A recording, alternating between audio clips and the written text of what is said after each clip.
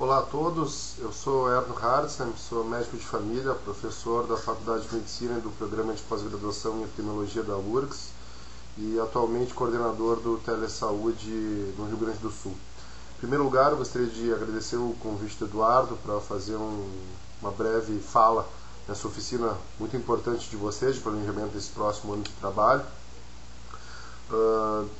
Desculpem qualquer falha na gravação, mas eu sou o meu próprio diretor, cinegrafista, editor de imagens e tudo o resto, e provavelmente esse vídeo não vai ficar com uma qualidade muito boa. Sem brincadeira, eu vou tentar ser bastante objetivo. Eu gravei um vídeo ontem, ele ficou com 24 minutos, a encomenda foi de 5 a 10, eu vou tentar falar 5 minutos agora, certo, pessoal? Indo direto ao ponto, então. Como eu vejo hoje a atenção básica no Brasil e o papel que as políticas do Ministério e do departamento de vocês, especialmente, estão tentando dar conta desses desafios. Acho que a gente não precisa ficar se repetindo e falar sobre o avanço importantíssimo que a atenção primária e a atenção básica, termos para mim correlatos, muitas vezes eu vou falar mais em atenção primária que atenção básica, me desculpem, vem alcançando no país desde a sua criação. O avanço é impressionante, é reconhecido mundialmente. O foco não é esse, certo? É falar que a gente precisa avançar. Então eu acho que nós ainda temos problemas de acesso, problemas na efetividade de ações quando as pessoas conseguem acessar o serviço de atenção primária, e mais dificuldades ainda no papel de ordenação da atenção primária frente ao SUS como um todo e de coordenação do cuidado individual das pessoas dentro da rede de atenção na qual o SUS, com pequenas exceções, ainda não se configura. Quais são os problemas principais, ao meu ver, que impedem que esses desafios sejam alcançados plenamente e nos quais as políticas do DAB podem ter uma interferência importante? Primeiro é a questão do financiamento. A Bárbara Starfield dizia que um Sistema Nacional de Saúde com base em atenção primária deveria ter 50% do financiamento da saúde. A gente está longe disso. Eu imagino que a gente não vai alcançar isso nos próximos anos, mas essa tem que ser uma meta, a meta de aumentar o financiamento para aumentar a qualidade da estrutura, dos profissionais, das ações, ampliar as ações, etc. Mas não vamos entrar em detalhes disso, certo? A gente tem uma outra problemática importante, que é a questão do perfil da formação dos profissionais que trabalham em atenção primária. Vocês sabem que a maior parte dos profissionais não foi formado para esse fim, e a gente não sabe qual a proporção desses profissionais que não apresenta uma dedicação e um comprometimento que são o que os serviços de atenção primária exigiriam para uma boa qualidade ser alcançada. A gente também tem dificuldades em relação a questões estruturais, que passam pelas estruturas físicas das unidades, pela estrutura tecnológica e, principalmente, no meu ponto de vista, pelo tamanho das populações adscritas às equipes de saúde da família. Falo um pouquinho mais sobre todos esses em seguida. E acho que a gente tem que lidar de maneira mais incisiva sobre a organização do processo de trabalho para conseguir fazer com que as equipes de atenção básica consigam alcançar as prioridades em saúde da agenda governamental em relação às necessidades das pessoas e trazendo para esse enfrentamento ações que tenham efetividade já comprovada. Não ficar utilizando estratégias que tenham sua efetividade questionável. Tentando abordar um pouco os 3 últimos problemas, então, e deixando o financiamento de lado. A gente não vai conseguir, em curto espaço de tempo, ter um número de profissionais formados para conseguir atender com qualidade toda a nossa população. Então, eu acho que as políticas do DAB devem levar em consideração questões que já estão sendo levadas, mas com muito mais ênfase. Eu vou pegar um exemplo, o Telesaúde, que é uma das políticas nas quais a gente tem grande contribuição e, com isso, responsabilidade sobre o que está acontecendo. Eu acredito que cada vez mais políticas de intervenção sobre uma educação permanente dos profissionais em serviço tem que ter um caráter muito proativo frente ao que os profissionais estão realizando, sendo direto e concreto. O Telesaúde, por exemplo. A gente discutiu ao longo desse ano algumas estratégias para tentar fazer com que a participação do Telesaúde no processo regulatório seja mais importante. Eu acho que isso deveria avançar com mais velocidade. O processo de regulação, na maioria dos lugares, é um processo burocrático, que se centra basicamente em tentar qualificar a ficha de encaminhamento, que é muito pobre. Ele tem que deixar de ser isso. Ele tem que ser um processo educativo de discussão dos casos e de repasse da responsabilidade para as equipes de atenção básica dos casos que não devem ser encaminhados para os outros níveis de atenção do sistema. E uma das grandes estratégias é essa, incluir processos de discussão de caso via telesaúde dentro dos processos regulatórios. Além disso, uma política inovadora, que é da gestão de vocês, que é a avaliação pela qualidade, é algo que tem que ser intensificado no meu ponto de vista, mas eu acho que tem que ser resumida em relação aos seus indicadores e à sua aplicação prática.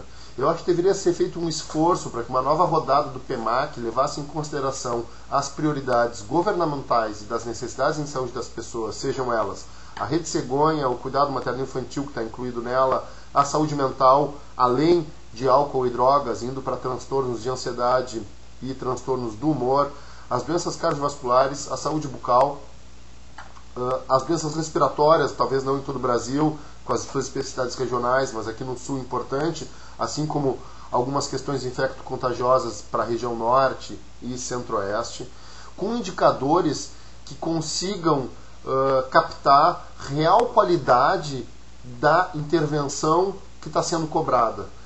Numa reunião aqui na Secretaria Estadual de Saúde, se discutiu um número que não se tem certeza, mas que se acredita que cerca de 20% das unidades básicas do Estado não fazem pré-natal. Isso não pode acontecer. Como é que uma unidade de atenção básica não faz pré-natal? A gente segue com uma agenda da sífilis congênita aqui no Estado.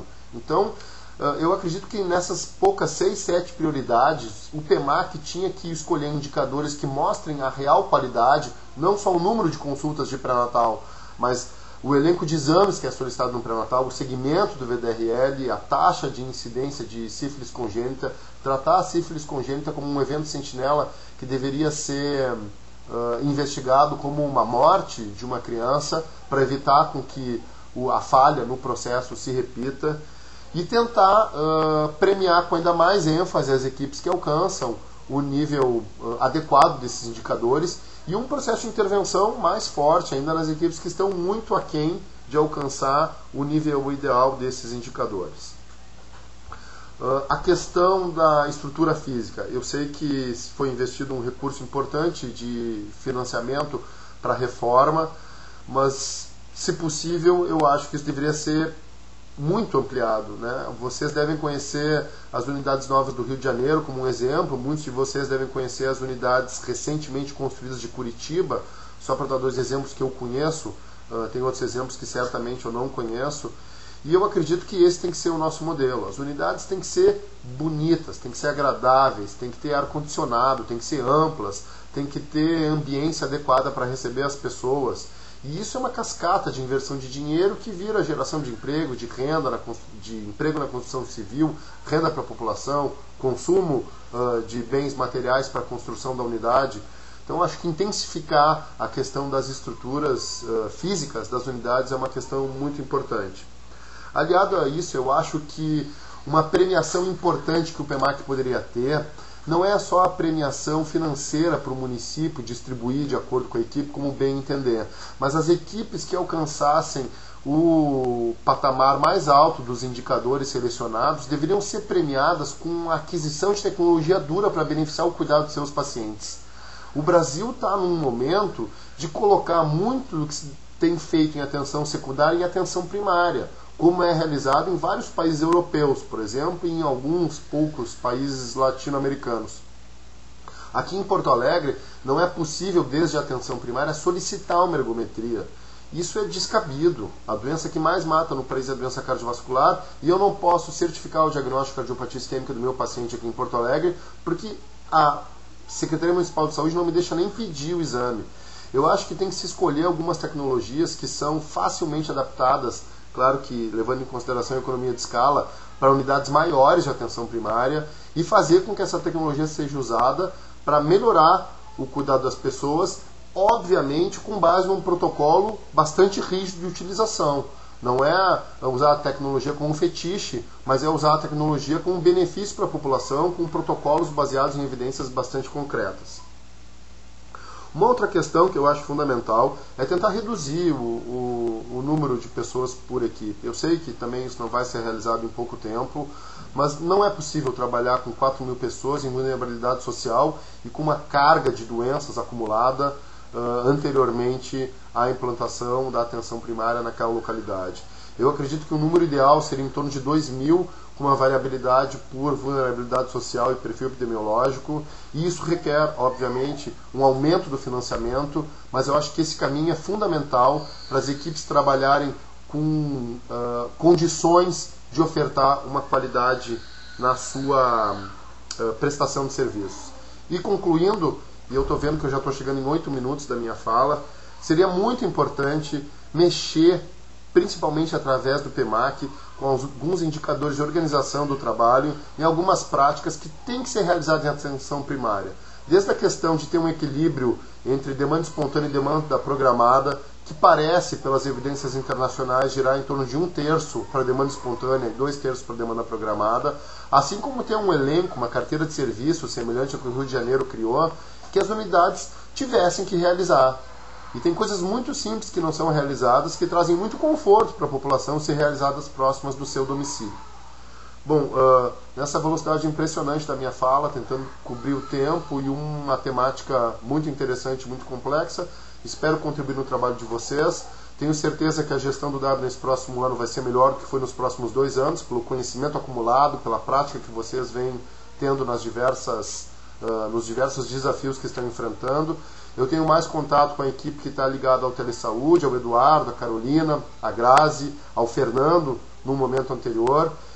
Isso me deixou muito satisfeito, porque eu estou vendo o interesse, o comprometimento, o conhecimento que vocês estão colocando à disposição para as políticas serem efetivas. E se essa pequena equipe que eu estou citando, perdoe-me os que eu estou esquecendo, ela está refletida nas outras, eu tenho certeza que a gente vai avançar ainda mais nesses próximos 2 anos. Bom trabalho para vocês, boa oficina, até a próxima, até logo.